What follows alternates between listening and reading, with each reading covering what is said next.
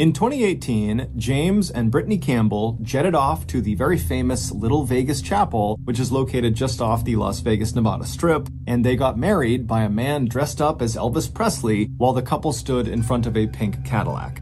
While their wedding was certainly not traditional by Western standards, it somehow seemed fitting for the newlyweds. After all, they were not a traditional couple.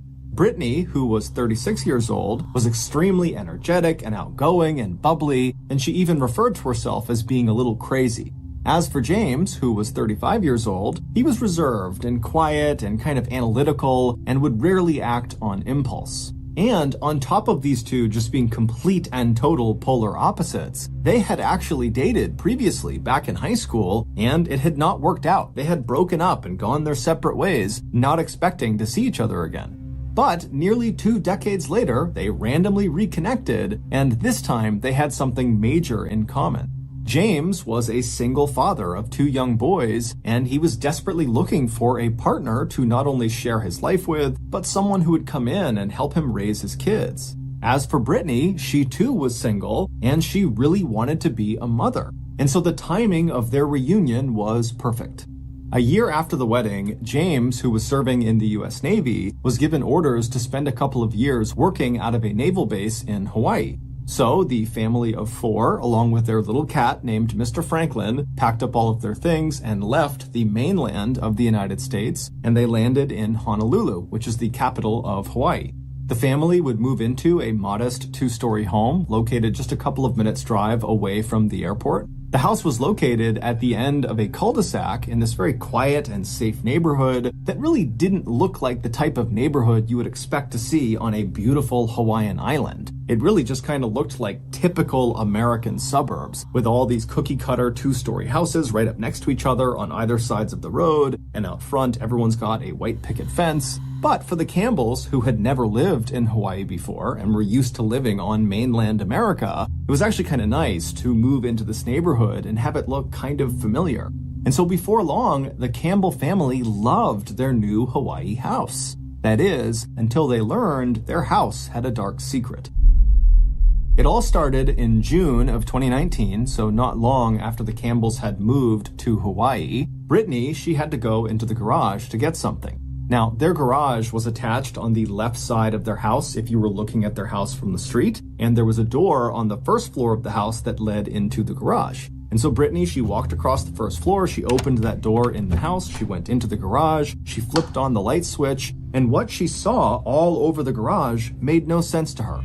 They still had a bunch of moving boxes that they had not unpacked since they'd only been in Hawaii for a matter of weeks. And so all these unopened boxes, they had just kind of stacked up inside of the garage. But when Brittany had turned the lights on and looked into the garage, she saw nearly all of those boxes had been toppled over, and lots of the contents inside of these boxes had spilled out onto the ground. But even more bizarrely, it looked like it wasn't totally haphazard. It looked like someone had intentionally kind of sifted through the boxes and taken out random objects and put them into strange piles that didn't make any sense. The objects were not alike. Or they had taken the objects and kind of stood them up in these strange arrangements, almost like they were being laid out for a garage sale. And so Brittany immediately just turns around and she leaves the garage, she goes to the other side of the house and she gets her husband, she brings James back and he looks inside, he's just as shocked as she is, and the two of them immediately just go into the garage and begin looking through all of the stuff to see if anything is missing. Now, it was pretty difficult to tell if something had been stolen, but they did have some valuable stuff that was in those boxes that had been pulled out and was lying on the ground, and that wasn't missing. And so that was a pretty good indication to James and Brittany that this wasn't a robbery. And so the only other thing they could think of would be that their 2 young sons must have come in here and been goofing around and pulled the boxes over, and so this is their doing. But when the parents confronted the 2 young sons, they said they didn't do it.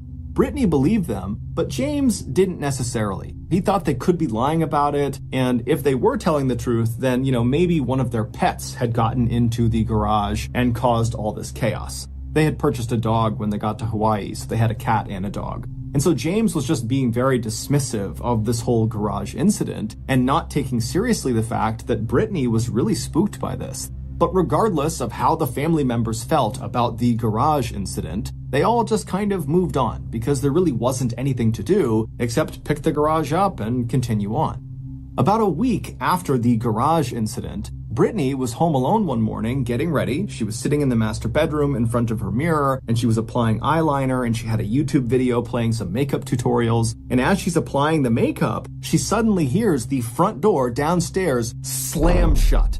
She almost pokes her eye out with her eyeliner. She's so startled by the sound of it. And she immediately pauses her YouTube video and she calls out for James and her sons, believing they must be home and somebody slammed the door. But when she calls out, she gets no response.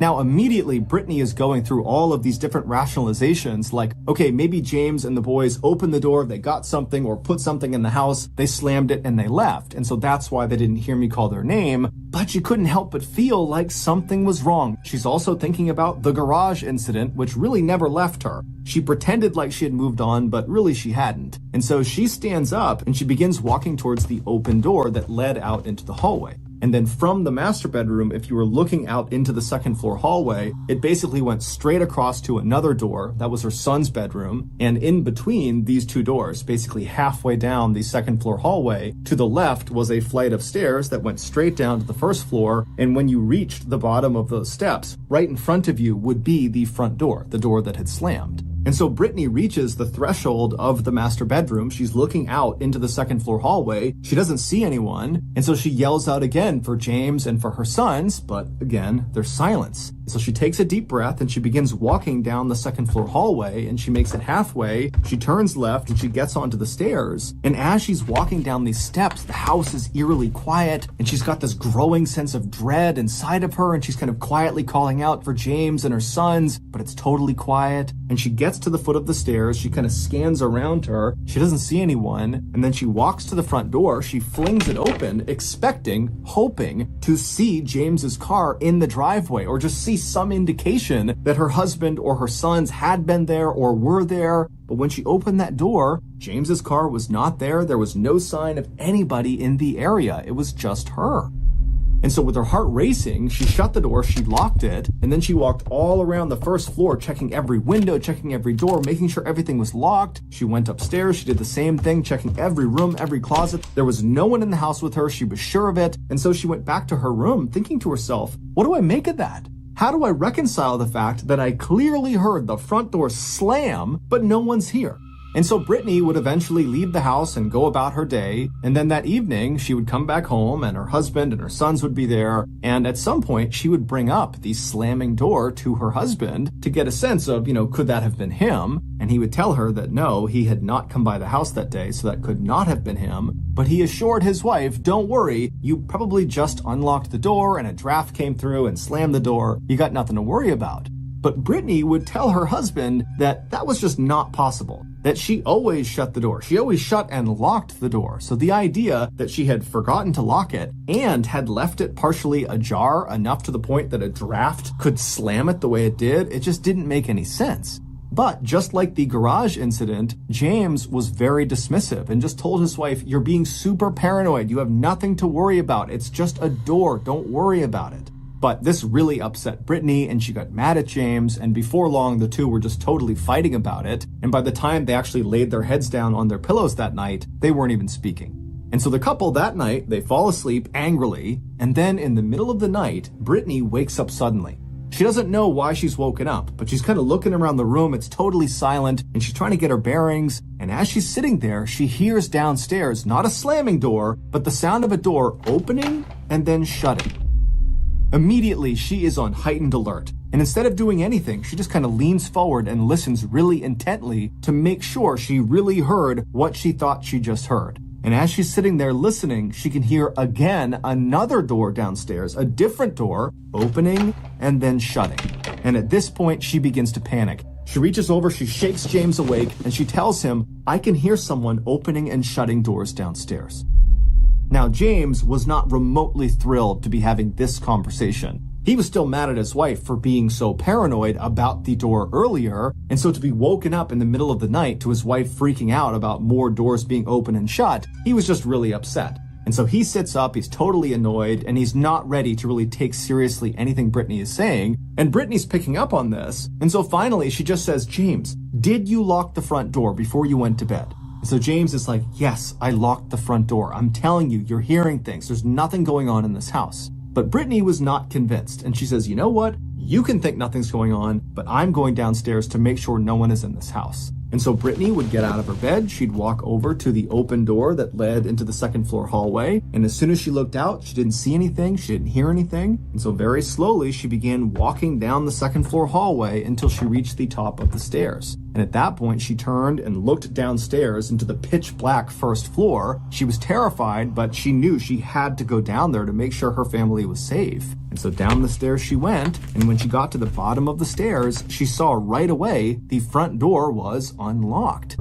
Brittany's thinking, why would my husband tell me he locked the door if it's not locked? And so then Brittany's thinking, okay, my sons must have gotten out of bed and they must have unlocked the door. That's what I'm hearing. I'm hearing these doors opening and shutting because my sons are down here somewhere and they're the ones causing all this noise. And so Brittany kind of felt relieved for a second because this seemed like what must be going on. But after locking the front door and then searching the whole first floor, she didn't find her sons. And then when she went upstairs again and went into her boys' room, she found both of them were fast asleep in their beds. And when she shook them awake, they showed no sign of having been awake recently. They were totally groggy and could not have been running around the house just minutes earlier. And so now Brittany is terrified. She tucks her boys back in and she tells them, everything is fine. But then she hustles back over to the master bedroom with her husband and she tells James the front door was unlocked and our sons were fast asleep. It couldn't have been them. But James continues to be very dismissive, telling his wife, you are totally overreacting, you're being paranoid, you're just hearing the sound of those doors because you're scared. There isn't any doors slamming in the house. And as he's saying this, their back sliding door downstairs that led to their backyard suddenly slammed open and then slammed shut. And as soon as this happened, James, who had been so dismissive and totally skeptical, he instantly changed. And he looked at his wife and he said, you stay right here. And he jumped out of his bed and he ran out of the bedroom. A few minutes later, he would come back into the master bedroom and he would tell his wife that, the back door, it was unlocked, but it was shut. I'm sure you just forgot to lock it. And the same draft that is opening and shutting doors, probably opened and shut the back door too. So we got nothing to worry about. The house is locked right now. Let's just get in bed and go to sleep. And at this, Brittany is incredulous. And she says to her husband, you gotta be kidding me. There is something weird happening in our house. Doors are opening and shutting. We had that thing with the garage. You can't act like nothing is happening. And this, in turn, turned into a big fight. And so before long, the parents weren't even talking about who opened and shut the doors downstairs. They were just fighting with each other. And then eventually, they were just so tired that they gave up and they both went to sleep. For the next few weeks, nothing happened inside of the house. Brittany, though, continued to obsess over who or what had been causing those doors to open and shut, and then also, what happened in the garage, what caused all that stuff to fall out and wind up in these strange arrangements. Meanwhile, James continued to be unbelievably dismissive and did not want to talk about the potential for something strange happening in their house. But something strange would happen to just James without Brittany around, and that would be the first time that he would get really spooked.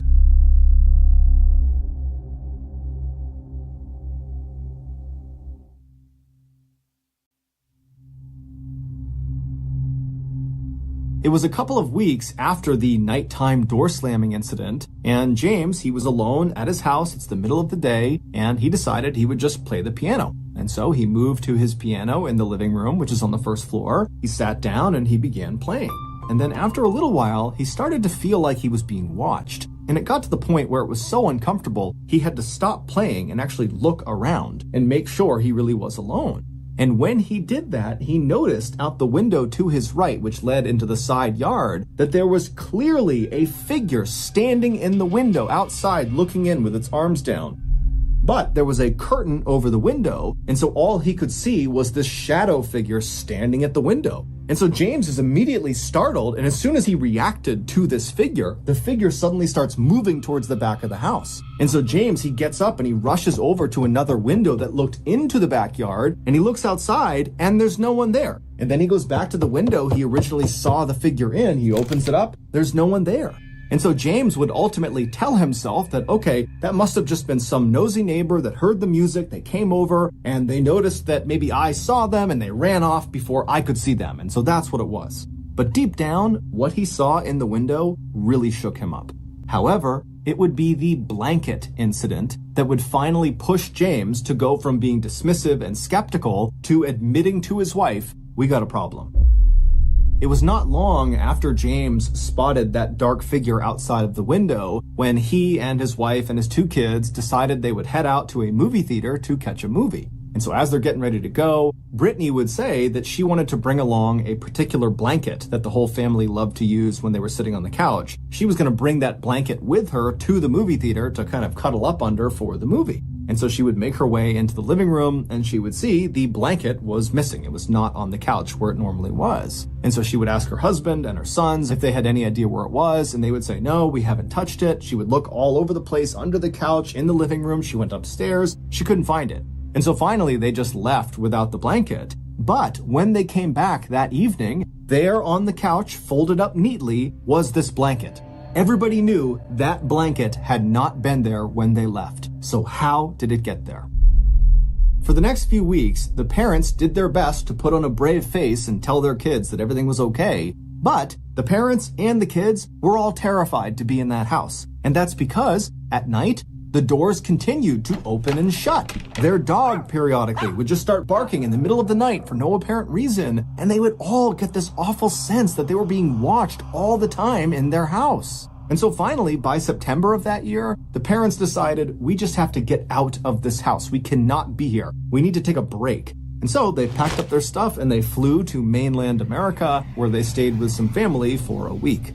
On September 20th, they hopped back on a plane and they flew back to Honolulu. And as they're driving from the airport to their house, Brittany and James were just kind of secretly hoping that, whatever weirdness was happening in their house would just magically stop once they returned.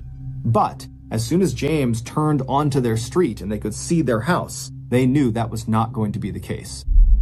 Because as they began driving up their road, they could see James's very nice road bike was laying on their driveway. And so Brittany, she turned to her husband, and even though she knew the answer, she said, James, were you riding your bike before we left? And James, who doesn't even look at his wife, just shakes his head. No, he wasn't. And so James drives all the way down the road. He turns into their driveway, which is lined up right with the front of the garage door. And after James parks the car, he hits the garage door opener button. And so as James is sitting in the driver's seat, Brittany's right next to him, the kids are in back, they're watching as this door is raising right in front of them. And as soon as they can see into the garage, they see everything in their garage has just been completely trashed. Things are not just dumped out, but things have been ripped apart and shredded as if a wild animal had been let loose inside of the garage. James immediately said to his wife, we've been robbed. And then he hopped out of the car and then turned and told his kids, you stay in the car, do not get out. And James, he went over to the side of the house and got a sledgehammer for protection and made his way to the front door. Meanwhile, Brittany would be on the phone with 911 to report that someone had broken into their house.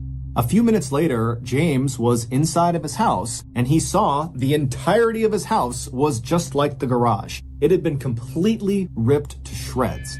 But amidst the chaos were those kind of strange piles of random objects, much like they had seen in that first garage incident where the things inside of the boxes had been stacked in kind of strange piles and arrangements. And so James is looking around his first floor and he's seeing stacks of coasters and books and electronics. But what really got James's attention was that on various surfaces, there were these medical vials of drugs or chemicals that were placed all over the place. And he knew that was not his family's. Someone had brought those vials into this house. James would make his way up the stairs to the second floor landing, and right away he could tell, the upstairs had all the hallmarks of being destroyed as much as the first floor. But when he went left and went into his boys' room, he saw that room was pristine. In fact, it had been cleaned. The boys' laundry was neatly folded on one side of the room, their beds were perfectly made with military precision, and all of their toys and different things that were normally all over the floor were neatly put away in the places they should go.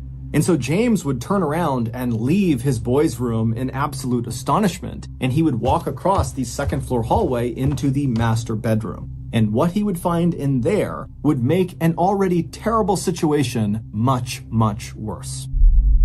The master bedroom was destroyed like the majority of the house and garage, except the top of their bed was not covered in junk. Instead, on their bed was this towel that had been neatly laid out, almost like a tablecloth. And laying on this towel, neatly spaced apart, kind of perfectly arranged, were a bunch of knives. And then next to the knives, still on the towel, was a laptop that the Campbell family owned, but they didn't use it. It did work, but it just kind of sat in the master bedroom. And this laptop was sitting on this towel, and it was open, but the screen had turned off.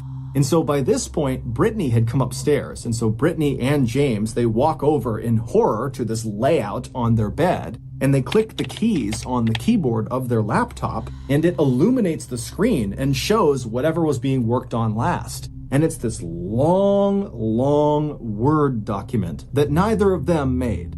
They scrolled to the top of this document, and the document was titled The Omnivore Trials, and then below that it said, A Rehabilitation for Rat-like People. And then below that, the entire document was kind of like a diary. It was a whole bunch of observations about so-called specimens. And these specimens were very clearly the Campbell family. And these observations made about the Campbell family were very intimate. In fact, the only way to garner these observations were if you were watching the Campbell family right up close, almost on an hourly basis for days, weeks, months at a time. These observations ranged from what time the Campbell family liked to watch TV to what James and Brittany talked about behind closed doors in their bedroom, including their struggle to have a child, something they were not talking about to their family. But in this document, the author of the Omnivore Trials would talk about how the creature, which was referencing Brittany, needed to stop trying to have another baby and instead focus on the children she already had. Toward the end of this really lengthy document, the author of the Omnivore Trials came to a shocking conclusion that in order to rehabilitate these rat-like people, the Campbells, the author would have to perform several surgeries on the specimens. These surgeries were hand amputations and gender reassignment surgeries. And then after this conclusion, there was another note that detailed all the different surgeon tools the author would need to perform these surgeries, as well as a list of drugs and chemicals they would need in order to sedate these specimens before they performed these surgeries. And so after James and Brittany see this, they realize that those knives laying out on the towel were for them. Those were the knives that were going to be used for the surgeries. And all those weird vials, those medical vials they saw all downstairs, those were likely the drugs that would be used to sedate them so they could go under the knife. 15 minutes before James and Brittany went into their house and discovered the knives, and the medical vials, and the laptop, James grabbed that sledgehammer and walked to the front door while his wife called 911. And so James, he gets to the front door, he puts his key into the lock, he unlocks it, and with the sledgehammer in one hand, he attempts to push the door open. But despite the door being unlocked, he can't open it. There's resistance behind the door. And so James kind of gets down and he presses as hard as he can into the door with his shoulder until finally it opens up just a crack and James can see into the house. And so James, as he's pressing the door barely open, he's staring into this crack, trying to make out what's going on inside of his house. And then suddenly a set of eyes meet his from behind the door. And before James can do anything, this man that is standing inside of his house says to James, "This is not your house," and then proceeds to push the door shut on James.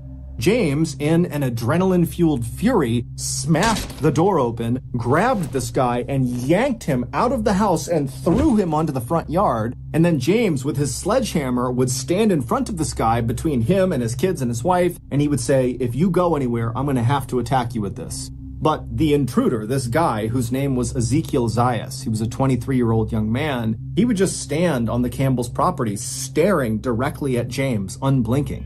And then, a couple of minutes later, the police would show up, and Ezekiel would not put up any fight, he would be arrested, and he would be taken away. It was after he was gone that James and his wife would actually go into their house, and they would see the state it was in, and they would go upstairs, and they would discover the knives and the laptop. It would turn out, months earlier, Ezekiel had apparently found a way to sneak in and out of the Campbell's property. And so around the time they had moved in, Ezekiel was living there as well. He was mostly living in the crawl space above the second floor bathroom, and then whenever he was able to, Ezekiel would climb down out of this crawl space and he would go and observe the Campbells. And this was not just at night. Based on some of the observations inside of Ezekiel's Omnivore Trials document, clearly he was watching the family in the middle of the day too. Also, based on these observations in this document, it was pretty clear that Ezekiel was getting ready to actually carry out these surgeries on the Campbell family, meaning the Campbells' decision to go on vacation when they did could very well have saved their lives. And if there was any question as to whether Ezekiel could have actually carried out that level of physical harm on another human being by carrying out those surgeries, well, after he was arrested for what he did to the Campbells, while he was in jail, he beat his cellmate to death, allegedly. Although a guard literally walked in and saw Ezekiel punching and kicking and beating this guy, and then he died. But technically the trial is not over, so it's allegedly. Ezekiel is currently in a state hospital, and they are trying to determine if he is fit to stand trial for what he did to the Campbells and for what he did to his cellmate. Even though it might be self-explanatory at this point in the video, it's worth pointing out that we have no idea what Ezekiel's motives were for why he did the things he did to the Campbell family or what he was looking to achieve with the so-called Omnivore Trials. We also don't know why he allegedly killed his cellmate. As for the Campbells, this whole experience was so traumatic that they did not stay at their Hawaii house. They moved, and as of today, their whereabouts are unknown.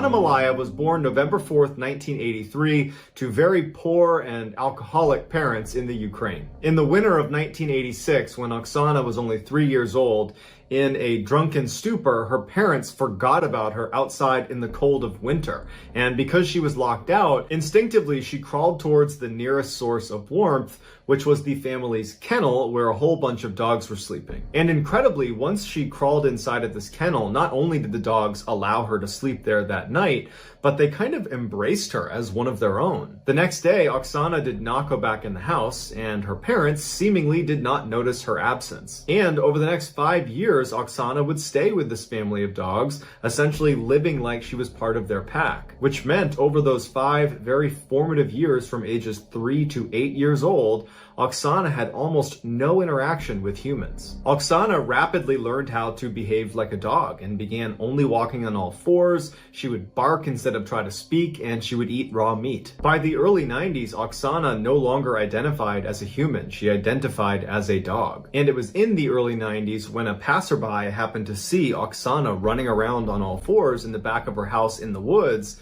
and they called the police, wondering what was wrong with this person. The police show up, and Oksana's dog family runs out and starts barking at the police to protect Oksana, and Oksana would start barking ferociously to protect herself from being captured. But eventually the police would use meat to lure the rest of the dogs away so they could retrieve the child. When she was taken into custody, doctors saw that she not only had forgotten how to walk on 2 legs, she also couldn't speak. And doctors were concerned that because she had had almost no exposure to human language for all those formative early years, that she might not actually have the capacity to speak anymore. Oksana was taken to an orphanage where she would eventually learn how to walk on 2 legs, and amazingly, she would learn how to speak. But despite these incredible gains she made towards re-entering society, her experience living with the dogs had really left a mark on her. Although she could speak, she could only speak in monotone with no rhythm and no intonation, and it was actually difficult to follow what she was saying because of that. A psychologist did an assessment of Oksana and determined that her mental capacity was only that of a 6-year-old, despite being a young adult at the time of this assessment. By the time she was 22 years old and had more or less re-entered society, she finally was able to have a boyfriend, and he didn't know much about her past. But when she decided to show him how easy it was for her to run around and bark like a dog, it apparently scared him, and he broke up with her and did not see her again. Today, Oksana lives on a farm taking care of animals, and she was recently interviewed on a Ukrainian talk show where she says she no longer wants to live like or act like a dog, she just wants to be a person. Here is some footage of Oksana Malaya acting like a dog.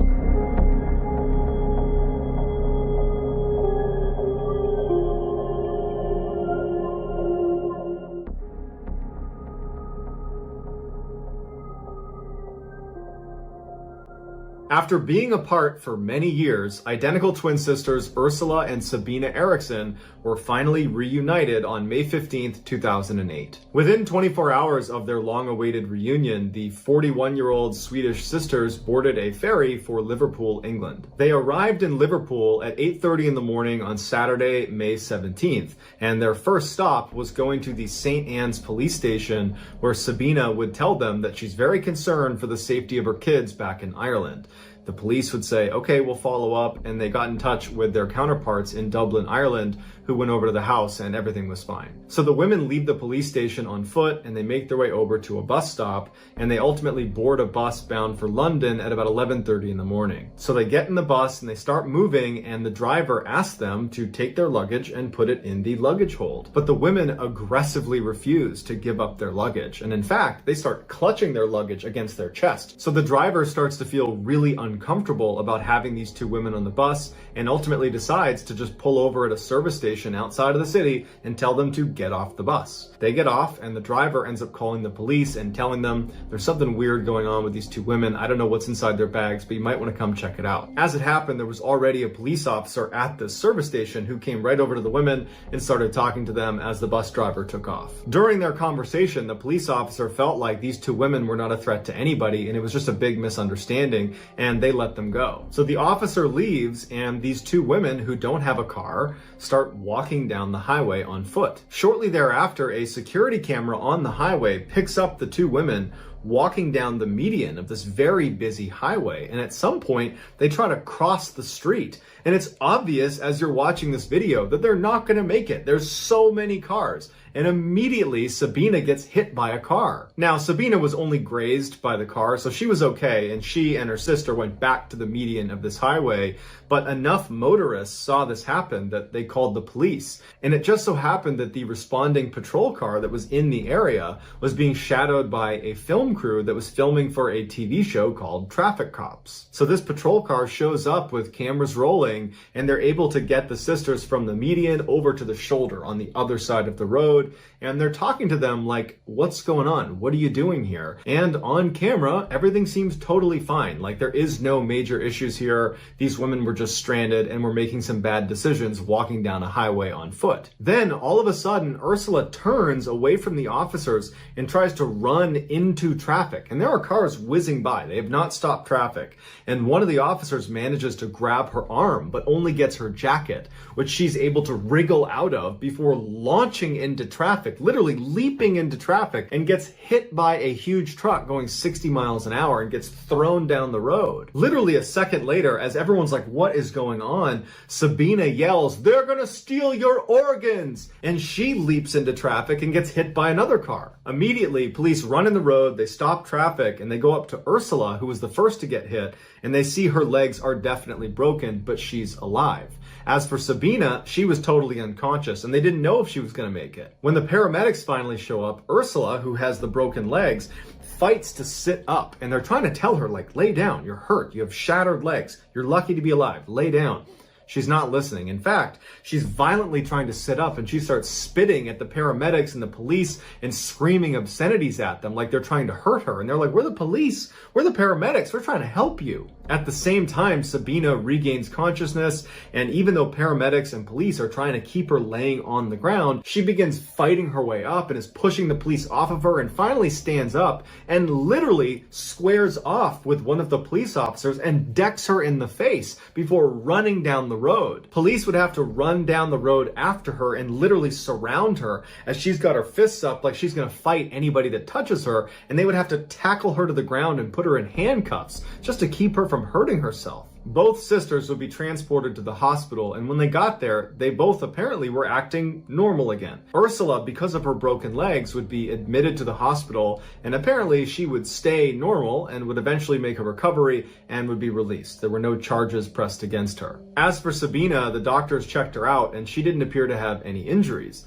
So they released her, and she was brought to the police station to be charged for punching the police officer in the face. That day, Sabina would plead guilty to her charges and would be sentenced to 1 day in custody that she served that night. The next day, she was released. So Sabina leaves the police station on foot, and later that night, she's walking down the road when she sees two men walking towards her who were named Glenn and Peter. She stops them and she says, "Hey, I'm looking for a bed and breakfast. Are there any good ones nearby?"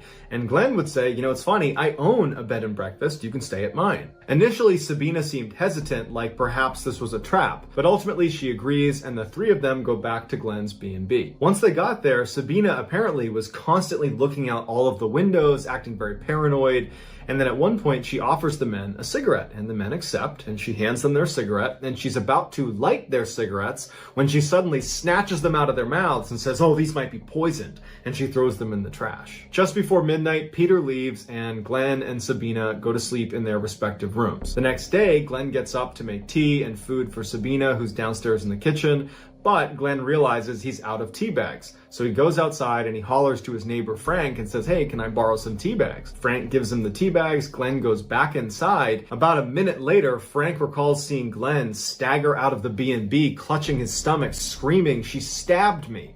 And apparently his last words were, "Frank, take care of my dog," before he ultimately died. Frank immediately calls the police, and Sabina immediately leaves the B&B and takes off running.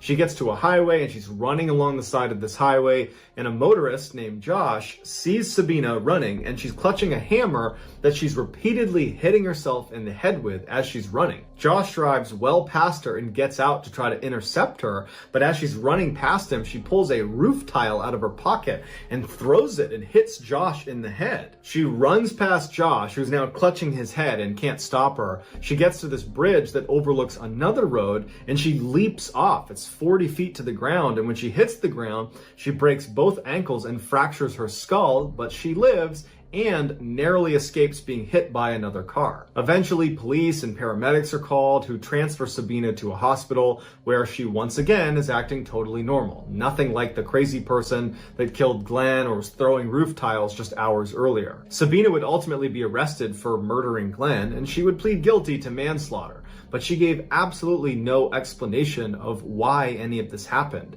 It was like she didn't understand and was a different person now. The defense claimed that although Sabina certainly killed Glenn, she should have diminished responsibility because she was suffering from a condition known as folie à deux. It's a French term that means madness of two, and basically it only presents itself in identical twins where one twin has a psychotic break and they transmit their insanity to the other twin. And amazingly, the prosecution accepted this claim, and they only gave Sabina 5 years for her crimes. Sabina would serve her 5-year sentence and was released in 2011, and to this day is a free woman. Here are some highlights from that film crew that captured Ursula and Sabina acting totally crazy on the side of the highway.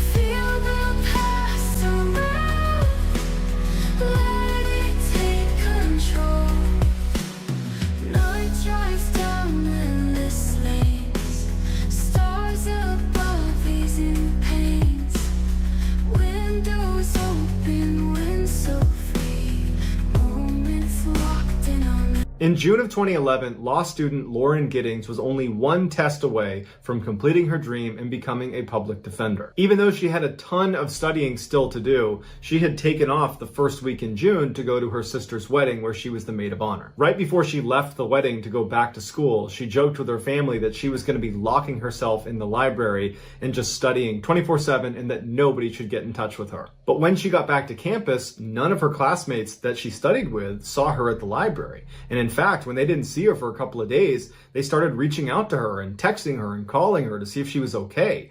But she never picked up, she never wrote back, and so no one knew what was going on with her. One of Lauren's classmates would reach out to Lauren's sister and would ask her, hey, have you talked to your sister at all? Because we haven't seen her. And Lauren's sister would write back and say, oh no, everything is just fine. Lauren told us before she left the wedding that she was going to be locking herself away and just studying 24/7, so I'm sure everything is just fine. But this classmate wasn't convinced because this felt very uncharacteristic of Lauren to not study at the library and then not to pick up any phone calls or text messages. So she would call the police and say, hey, can you please go check on Lauren's apartment because I think something's wrong. So a police officer goes over to Lauren's apartment and knocks on the door. Lauren doesn't answer. They try the door, it's locked. The officer goes outside and looks around the outside of her apartment. There's no broken windows. There's no obvious signs of a break-in. And so the officer leaves and says, I can't do anything else unless you guys file a missing person report. So a couple of days go by and there's still no word from Lauren. And at this point, Lauren's family is now concerned and they do file a missing persons report. So the police go back to Lauren's apartment. They try knocking. She doesn't come to the door. The door is still locked. So they get the owner of the apartment building to open up her door. And when they go inside, Lauren's not in there. And at first, it doesn't seem like anything is wrong until they notice her cell phone, her keys, her purse, and her laptop are all still in there. This made the police think there could be something sinister happening here. And so they went to Lauren's friends and family and they asked, does she have any enemies? Does she have any reason to be fearful for her life? Initially, they said, no one would want to harm Lauren. Everybody loves Lauren. But Lauren's sister would say to the police that there was actually one comment Lauren made a year ago that now seemed a little bit more relevant. Lauren had just got back from a vacation and she noticed there were things in her apartment that seemed like they had been moved, like someone else had been here, but no one was supposed to be in her apartment. And so she told her sister and the two of them talked about it a little bit, but it was quickly forgotten about because there wasn't a reasonable explanation and Lauren was so busy with school, she didn't pursue it. After police have done a thorough investigation of the inside of Lauren's apartment, they move outside of her apartment and begin scanning the exterior of the building and they make a huge discovery. An officer who was looking in the dumpster noticed this big black trash bag that looked out of place. And when he tried to move it, it was very heavy. And when they opened it, they found a human torso and it was Lauren's. Right before this discovery was made, a news crew had shown up outside the apartment building and was trying to interview people that lived in the apartment complex because they had been tipped off that somebody who was living here had been missing for over a week and now police were getting involved. They saw what looked like a resident of the building looking visibly shaken up, watching the police doing their investigation, and they went over to interview him. It would turn out his name was Stephen McDaniel and he was Lauren's neighbor and he was a classmate of hers in law school. The interviewer asked Stephen, what was your last interaction with Lauren?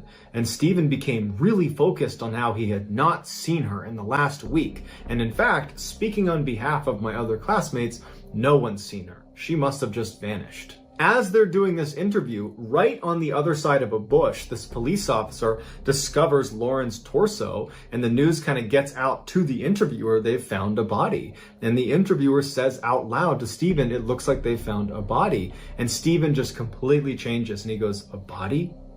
And then he goes completely silent to the point where the interviewer says, are you okay? And he just stands there looking completely distant before walking away from the interviewer, sitting down with his back turned and hyperventilates before the interview ends. Once this case went from missing person to homicide, the police started searching all the rooms on Lauren's floor. And Stephen's room is right next to Lauren's, so he was the first room they searched. Apparently, as they began searching his room, he was standing just outside the door and sweating profusely and drank over 10 bottles of water. In his apartment, they found a key to Lauren's apartment. And what he would do is whenever she was gone, he would sneak into her room and download her hard drive, as well as steal little souvenirs like small art articles of clothing and other things that he would hoard in his apartment. When they went on Stephen's computer and checked his browser history, basically the only things he did on the internet were look at Lauren's Facebook and LinkedIn profiles. But the creepiest thing they found was this camera that was literally duct taped to this long pole. And on the camera were all these surveillance videos of Lauren, because what he would do is he would go outside and he would hoist up this camera and he would film her through her windows in the middle of the night. Stephen was quickly charged with Lauren's murder, to which he pled guilty, and he would openly confess to the details of how she died in court. Most times, he used this surveillance footage to confirm she was not in her apartment so he could sneak in and steal from her. But on the day she was murdered, he would use that camera technique to confirm she was home. And shortly after confirming she was in fact home and asleep, he put on a mask and used his key to get into her apartment and walked right into her room, which woke her up. According to Stephen, she apparently sat up and said, "You need to leave." At this point, he jumps on the bed, and in their struggle, his mask would come off, and Lauren would recognize it's clearly Stephen, and she would plead with him by name to stop. But he didn't stop, and he would strangle her to death. Afterwards, he dragged her into the bathroom and began cutting her up into fairly small pieces. Some of those pieces got flushed down the toilet. The others were put in bags, and only one of those bags was ever discovered, and that was the one of her torso. Stephen was ultimately given a life sentence. Here is a highlight of Stephen's interview when it's revealed that they've discovered Lauren's body. No one has seen her since Saturday. I haven't seen anything. I've always heard noise outside, but it's just people walking by pretty much. We just don't know where she is. What about in the parking lot area? I know they've been doing a lot of